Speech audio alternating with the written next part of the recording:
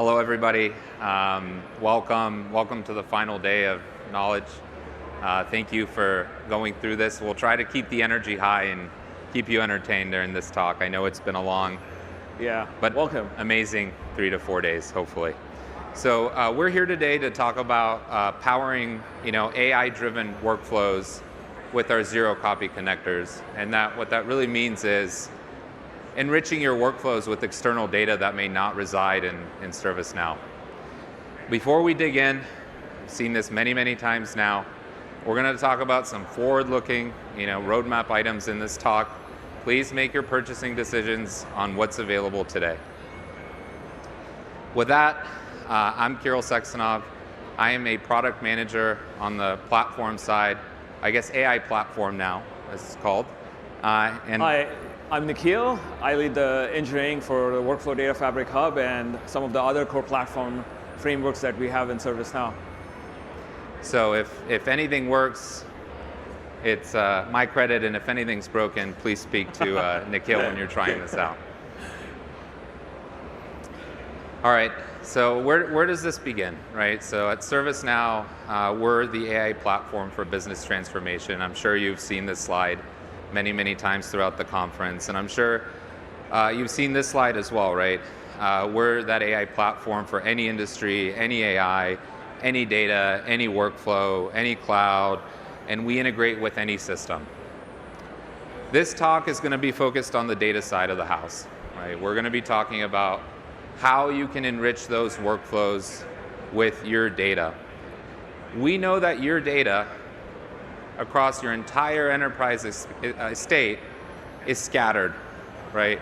It's disjoint, it sits in silos, but not only that, there's a data explosion. It's growing and growing daily, right? You want to pull that data in when necessary with any capability to serve your use cases, to enrich your workflows, to make your employees, your customers, your internal teams more productive. We know that because of that data explosions, there are challenges to integration. There's high cost of maintenance for the data. Duplication of data is tricky. You incur more storage costs. You have to keep the data in sync across multiple different systems. That becomes very difficult. There's the challenges of latency.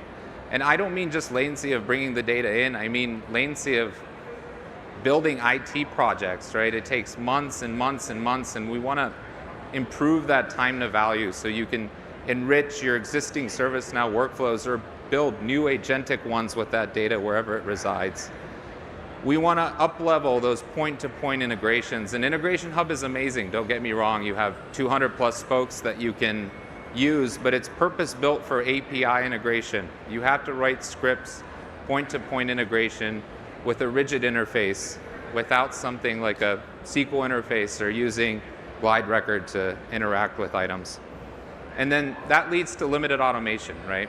You want to power all of your existing automation and new automation that you build with data across your entire enterprise estate.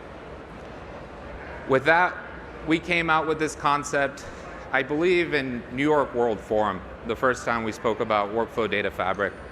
And it was a concept at the time, right?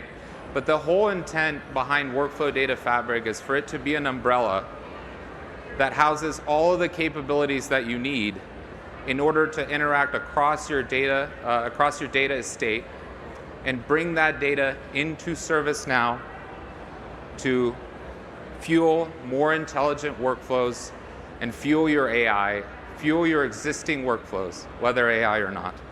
Turn that data into action. And we've partnered with many different companies. You've heard us even go acquire some as well, right, in order to help us in this space. Workflow Data Fabric, the way I like to think about it, is a framework across 3 pillars. You have the connect pillar, because the first thing you want to do is connect and unify your data. Bring it into ServiceNow so that it's actionable. And there are many capabilities underneath Workflow Data Fabric that allow you to do this. Next, you want to understand that data. You want to give it context, right? You want it to become as if it were native inside of ServiceNow so you can connect it across any workflow, UI, or agentic solution that you're using.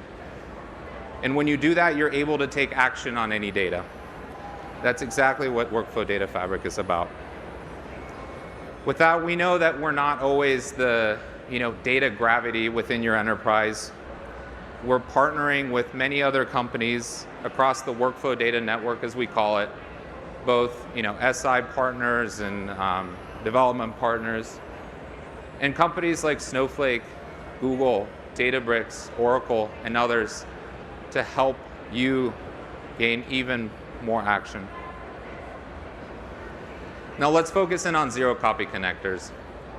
Workflow Data Fabric, is what I described, is not just zero copy, right? When I started, I said this is an umbrella term to help you unify all data across your enterprise. Depending on your use case, you're going to leverage different capabilities underneath Workflow Data Fabric, whether that's Stream Connect or Kafka implementation, whether that's those existing hundreds of spokes that we have, whether that's AI-powered search. But in cases when it comes down to connecting those data lakes or data warehouses that store petabytes of information across your enterprise, zero-copy connectors can really help you simplify connecting to that data, mapping it over into ServiceNow, and I won't steal too much of Nikhil's thunder because he's going to go into this in a demo, and then taking action on that data just in time as if it were a ServiceNow record. I'm going to talk a little bit about the architecture here, and again, architecture is a heavy word to be said about this slide that isn't really architecture looking, I think. But how did we build this thing? If you've heard of query federation out there or just-in-time access to data, it's a very similar architecture. It's common across the industry. We're actually using a kind of known query federation engine out there as Trino. We've made it our own. And it allows us to seamlessly connect to many different data partners out there. These could be, again, like you see here, Google Cloud, Snowflake, Databricks, but there are more. There's Oracle in there. We also have connectors that allow you to connect to a catalog like Glue or Hive, or even something like SQL Server to go pull in data when you need it. This federated Trino service runs as a regional cluster alongside your instance. It allows you to send queries from the instance, and it processes them and sends them over to the data lakes. Now with our tight-knit partner community, we've made a bunch of announcements. A lot of these connectors have been built in partnership, right? They're going to be tested, they're going to be highly performant, and they're going to be optimized as we work together with a lot of these companies to ship these out-of-the-box connectors. What that means is, when you map one of these connections and you instantiate it, you can map over a schema, an external schema from, let's say, Snowflake, into ServiceNow, and map that over into virtual tables on the ServiceNow side. If you've ever heard of remote tables, you can think of this as what remote tables probably should have been, right? Remote tables, again, were scripted tables. You had to manually write the script in order to go pull that data. Well, now there's no script. You map the schema over, the data does not get copied, and when a query gets executed, the table gets populated. That query gets executed for the user session, right? So whether it's a workflow that's running, whether it's a UI that's being loaded and rendered to a user, or whether it's an AI agent or skill that needs to leverage that data to execute some tasks. It's loaded just in time using these new fancy large-scale data search methods that are optimized. It's pulled in. It's highly cached as well, and it allows for more intelligent work to happen. With that, I'm actually going to hand it over to my partner in crime, Nikhil, so we can see it in action. Yeah, thank you, Kiro. Is it this one? Okay, all right. I just want to go back one slide and add to the thing. You see the integration with Glide Record here. What that does, all of the ServiceNow platform components are powered by Glide Record. Once it's in Glide Record, you can use it in script, you can use it in workflows, you can use it in every component that's supported by the ServiceNow platform. That's the beauty of this architecture. To see it in action, I've got this use case. Some of you, if you have visited our data and analytics booth down there, you might have seen some of these use cases. But we have Aromatica, which is a perfume and cosmetics. It's a fictional global fragrance company, which is battling maintenance issues, and their mission is to resolve their maintenance issues and cut down the downtime up to 90% and save millions of dollars. This is how, typical your factory floor to a fragrance journey is here. You have all of these machineries on the left. You have got storage pumps, emulsifiers, purifiers. All of them have some type of data that they're emitting out. So they have sensor data. Think about this as like the Fitbits for the machines. All of them are generating data, and it's going live in production. Everything is working fine, and then you hit some bug, you hit some issue, and then all the production line stops suddenly, and you're trying to figure out like how do I have the maintenance for some of these systems? How do I replace this part to make sure that we have a successful product at the end of the day? Aromatica's challenge here is kind of typical challenge that we see everywhere. All of their data is scattered in silos. We have some data in ServiceNow. They're using ServiceNow for all of the operational data. They are using Snowflake. They're using Snowflake for the sensor data maybe. They might be using an ERP system like SAP. They also might be using like Splunk for a lot of logging data that comes in. These are different systems that all of the enterprises use today. So what's the insight to action? Like, what are we going to demo here? So first, in the use case I'm going to demo here, you're going to have let's assume that the Aromatica sensor data gets fed into Snowflake. All of this sensor data, based on the capabilities of Snowflake, it generates an alert. All of this data is ingested, sensor data, into ServiceNow. We create an incident for the field service team to go inspect it. You're going to, as a field service agent, you're going to see this on the workspace. We're going to use our AI asset agent to kind of get some recommendations on how do we fix a particular machine in here. We're going to use a zero copy connector to fetch the data from Snowflake.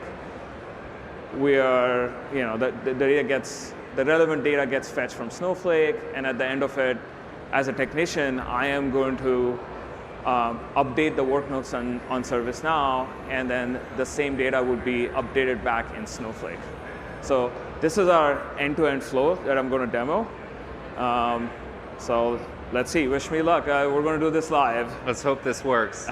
And while Nikhil's switching over there, the way I like to think about this use case, or how we like to talk about it internally, is the closed loop use case, right?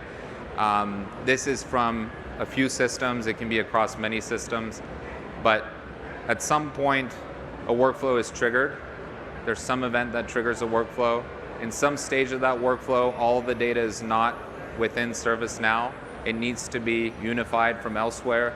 You go and fetch that data just in time in order to power and allow that workflow to continue to execute. Yeah. Okay, so this is my ServiceNow instance. I am Utpal. Utpal is a dear friend sitting out right here. Some of you might have met him at the booth. We're going to take Utpal as the field technician here, who's going to work on this use case with us. The first thing I'm going to do is go to the Workflow Data Fabric Hub. As you can see here, we have, let me click here. We've got all of these zero copy connectors available today. There's about 18 of them. We have got Databricks, Google BigQuery, Snowflake. I can connect to all of these connectors. I just put up the Snowflake one. You can see I've got the connection label. I can give it a name. I can give a short description. I've got the URL, I've got the user, and like some of these other options.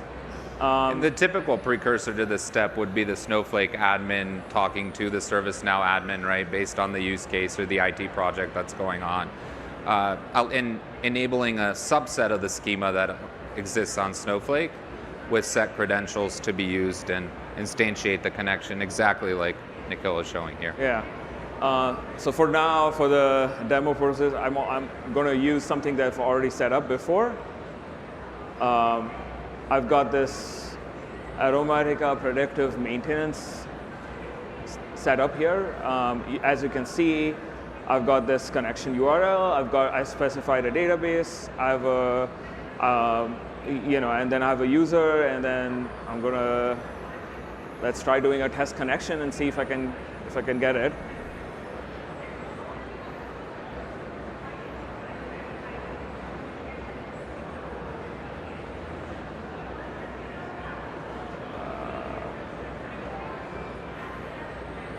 We'll give it 10 more seconds, otherwise I have some backed up pages here. This is the perks of the live demo. All right, okay, it was successful. Okay, all right. I'm going to go into my data assets. When I click data assets, we make another call out to Snowflake, fetch the schema, fetch the relevant catalog items. As you can see, I've got 4 tables in Snowflake. I've got the asset table, I've got the maintenance records, I've got the sensor reading. I'm going to quickly show you the mapping experience. I've already mapped this. Once you start mapping this, you can map the Snowflake table out to ServiceNow, and you can create this data fabric table. I'm going to go back. Continue. I'm going to finish. Oh. I've got some errors here. Probably there's some bug lurking out. Let me go back here. Let's see. And the whole takeaway that you should be having from this step is that you can just directly map whatever tables exist in that exposed schema from Snowflake over into ServiceNow into what we're calling a data fabric table. Yeah. This is the actual data from Snowflake that you're seeing live. So this is like a good way of like testing whether something is working or not. I just tested my connection, saved the mapping, did it open up in a list view and see like, can I see this data? Now what I'm going to do next is go back to the Data Fabric Hub. I just quickly want to show you the access control. Here I can manage the access and make sure that only specific roles get access to this data. I know security is critical and access is important. So here's where you can manage the access to this data fabric table. And Nikhil, this is exactly how you would do it for any other table on ServiceNow, right? All of the ServiceNow ACLs that you're used to working will apply the same way to the data fabric tables. ACLs, role management, it's all the same for the data fabric tables. Okay. I'm going to quickly show you an example. I'm going to open up my industrial workspace application. I'm going to click on the available incidents. Let me pick up this particular incident here. I can see the state is new. Let me put the incident in progress. As a field technician, I'm like, hey, I need to see some more. Let me see if I can get some help from the AI agent here. Let me see. Go back. It's on this tab. Let me open up the Now Assist panel. Let me try going back. Let me send the incident number. Oh.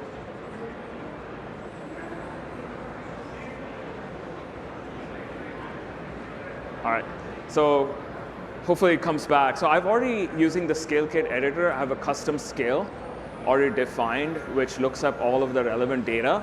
And it's also reaching out to Snowflake at the back. I think this takes like about 30 seconds. And in that skill kit editor is exactly where you would reference the remote data. Again, you can reference it as if it were native, and that's all possible because Nikhil had already set up and mapped the data over to a ServiceNow data fabric table, set the appropriate ACLs on it, and now Utpal, our colleague, with that role, can access the data. Yeah. We'll give it a few more seconds. Seems he's like finding the best way to help. It is taking a while, but the benefits of it is this is all real. What you're seeing today is what in just a few short months you can get your hands on, or if you are interested in our design partner program, even sooner. Maybe it's time to show you a saved one while it's still working on it. In the past, I've tried this. Let me show you the one that I did before. What it will show you is it will send you out a summary, and you can see that it suggested me some next steps, next action based on the data from the skill kit. Let me see if I can go back. Let me see if it came back.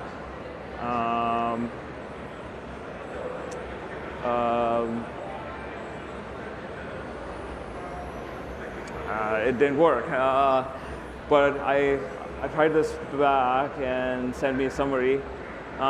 For the purpose of demo, I'm gonna assume that it came back with the results. What I want to show you is the write back to Snowflake after I finish my work in ServiceNow. I'm going to set the resolution to resolved by the change. Fix this issue as suggested. And now we're getting into the bidirectional action of Workflow Data Fabric, where any change that you now make on the remote data, you can hook that to be reflected back to the source system of origin. So now I've updated the ServiceNow system. Let me go back. This is my table from the Snowflake that we just pulled up a few minutes back. I'm going to try to refresh to see if that data came back. And let me see. Let me see if I can find this.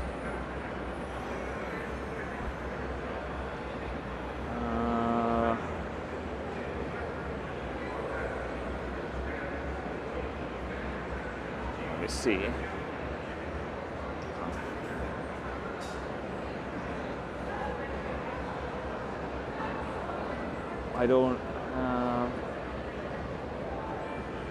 I can't see it here. I did everything right.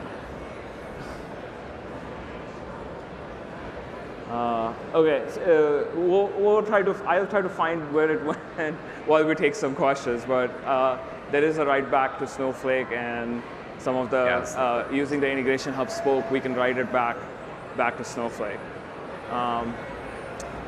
Yeah, some parts of this is a part of doing live demos. The power of live demos.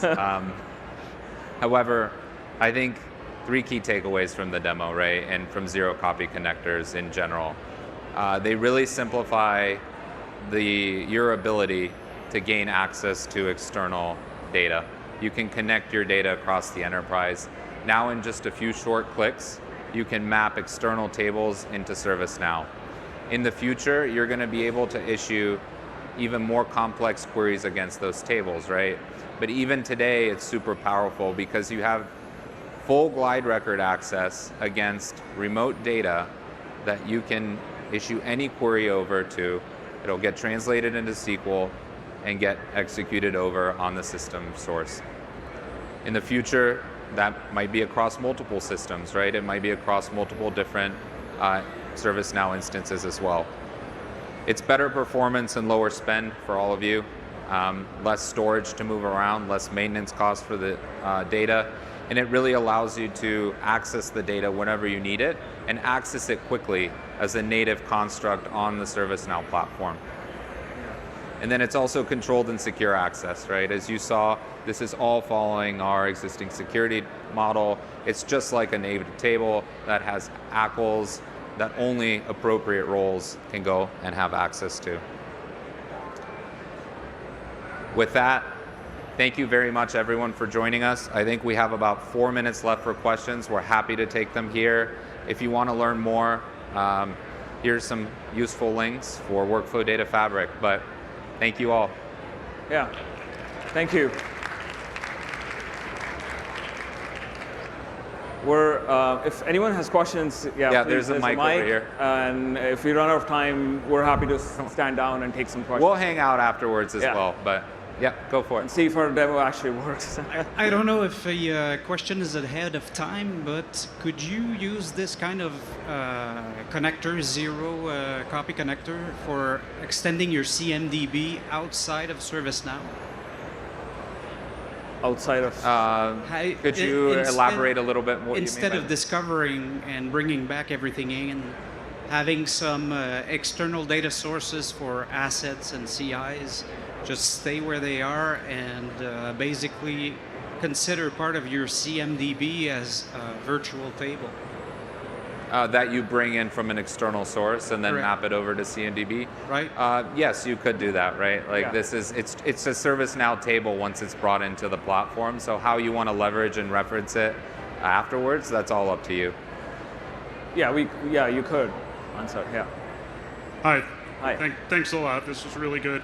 So you say it's zero copy, but Yeah. it's stored in a ServiceNow table? I'm not really understanding that part. Yeah, that's a great question. So I would refer it as to data in transit, right?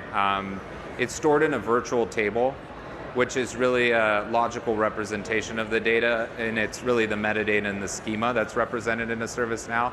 The data lives in memory when it's copied over, right? Copied over, and that's why it's not really copied over, because it's in memory and persisted only for the user session. So when that session goes away, the data is no longer there. You don't have to maintain it in two different places. You get to access it just in time, but because you have that logical representation of the data, you can interact with it as if it were native, right? We have the metadata and the schema that's over on the ServiceNow side. Guys, first, thanks for presenting. Thank you for joining us. I think that last question was the question.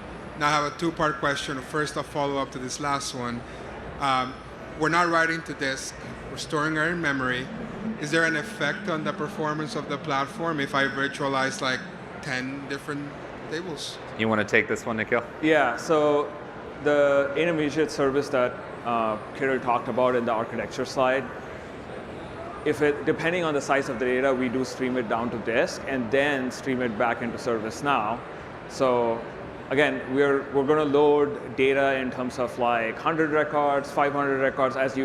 If you're viewing it in the list view, then it's going to paginate through. So we have already like built that out. But yeah, if you have like 10 virtual tables, 100 virtual tables, it doesn't matter. Okay. And then second question is, what if in my BigQuery instance, what if it's behind a private network? And so Yes. it's IP restricted. Do we have a recipe to connect to that BigQuery instance? Yes. Yeah, that's exactly what our team is working on right now. So Okay. we'd love to partner with you.